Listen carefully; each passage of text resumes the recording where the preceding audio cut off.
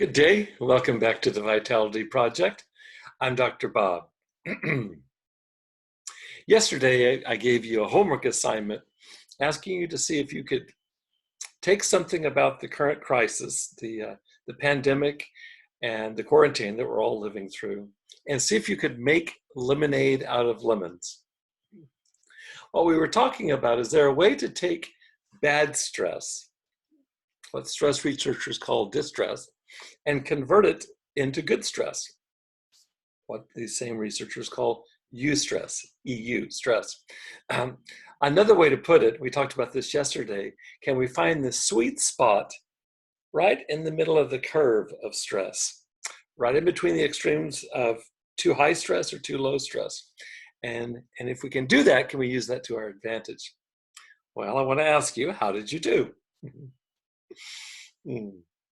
What I didn't mention yesterday is that the man behind most of these ideas that I've been recently discussing with you, he's called the father of stress research, was a Canadian medical scientist. His name was Dr. Selye.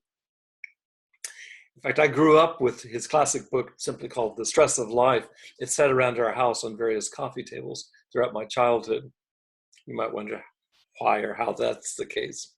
My mom was a public health nurse, and she was involved in epidemiological work, if I can pronounce it.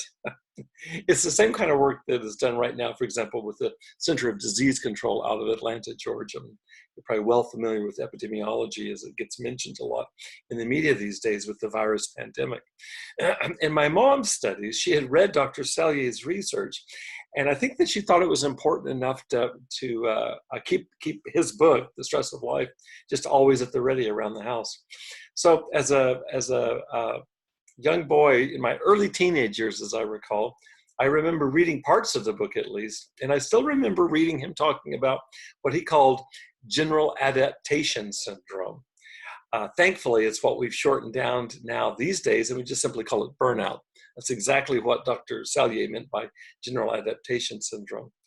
And when I read this as a young boy, really very, I think, even in junior high school, I think is when I read it, I knew one thing for sure. I never wanted to do that. I never wanted to burn out.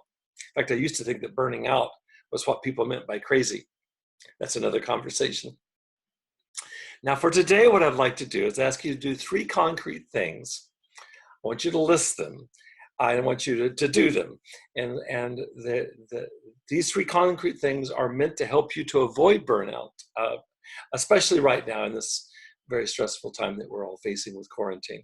I'd like you to list these 3 activities, things that you know from past experience help keep you emotionally and spiritually fed and alive.